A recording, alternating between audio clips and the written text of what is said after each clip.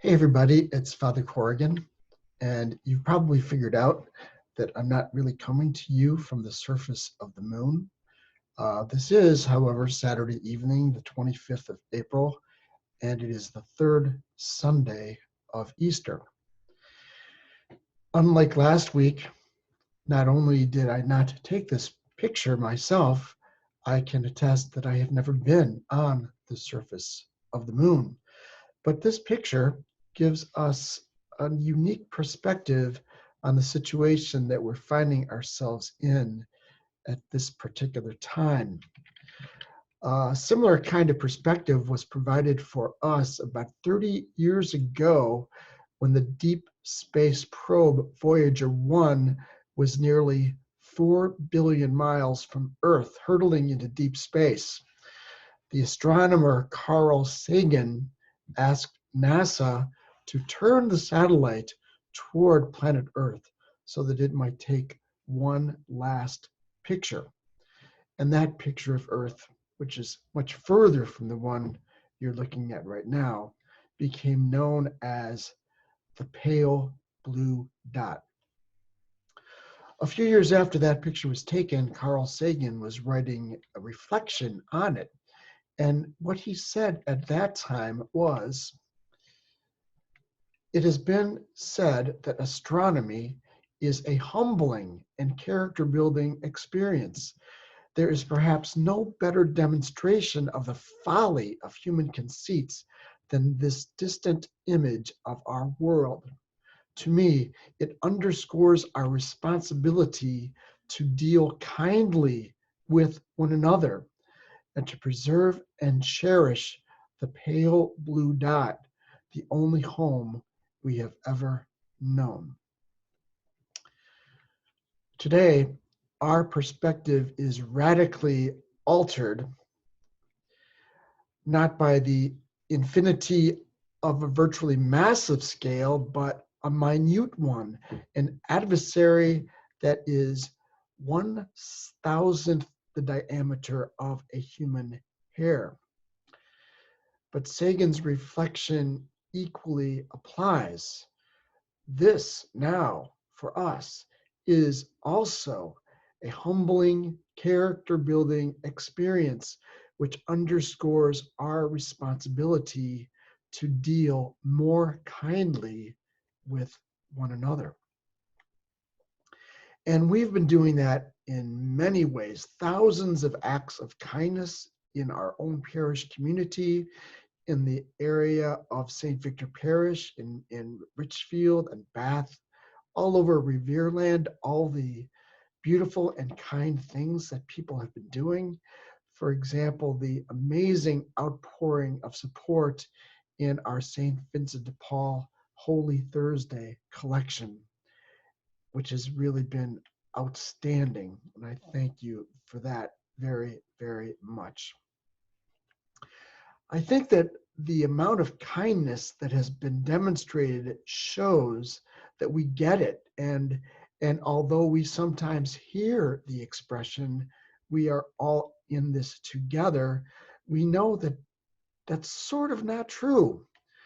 We are all living in the world of pandemic, but our ways of coping with it are very much conditioned by our resources, opportunities, and life situation. So while we're on the same plane in terms of this experience, we're not necessarily all as together about it as we otherwise could be.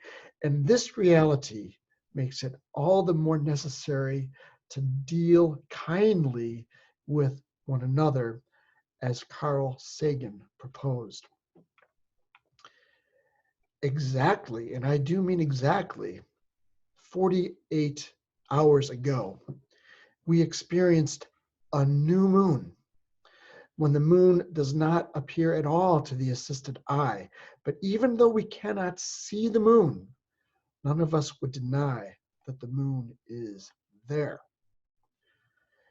If you happen to read this weekend's proclamation from the 24th chapter of Luke's Gospel, you would have revisited a familiar story of two disciples who were traveling by foot the 7 miles from Jerusalem to the village of Emmaus. We're told that Jesus drew near and started walking with them and talking to them, but they did not realize that it was Jesus. When they arrived at Emmaus, they invited him, "Stay with us." He broke the bread with them. Their eyes were opened, they recognized him, and then he vanished from their sight.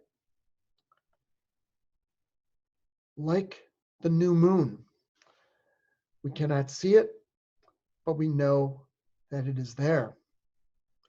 It is only when Jesus vanishes from the sight of his disciples, that they realize how their hearts had been burning within them the whole time. We are not able to be with each other. We are not able to see each other right now, but that does not prevent us from proclaiming our faith. The Lord has truly been raised. And the fact that we are not able right now to join in communion with one another around the table of the Lord does not mean that we cease to be a Eucharistic people. As Pope Francis himself said this past June 20th, Jesus became bread broken for us, and he asks us to give ourselves to others, no longer to live for ourselves, but for one another. Our current situation provides us with a unique opportunity to do exactly that. As you know, I've been going on walks here from the parish, and one of the walks that I prefer is a loop that takes me down the hill to the covered bridge, along Riverview Road to Indigo Lake, back to the covered bridge, and back up the hill to St. Victor. And I realized today that that's exactly 7 miles, just like the distance from Jerusalem to Emmaus. It makes me ask myself, in whom have I seen Jesus in the past week? What experience of the sacred has caused my heart to burn within me? So just as we had homework last week, I'm going to suggest another homework assignment for this coming week. And that is for each one of us to ask ourselves, where have I recognized Jesus in the past week? In whom have I recognized Jesus in the past week? And when have I felt my heart burning within me with some kind of sacred love, sacred presence, sacred experience? You might note in the email that accompanied this video, I reported back on the homework assignments. 4 parishioners reported back with new discoveries that they would like to share with the rest of us. You can read that in this week's email. And then if you would be so kind as to report back to me on your homework assignment, I will do the same thing next week. Where and in whom have you recognized Jesus, and what has caused your heart to burn within you? May the peace of Christ be with you and also with you.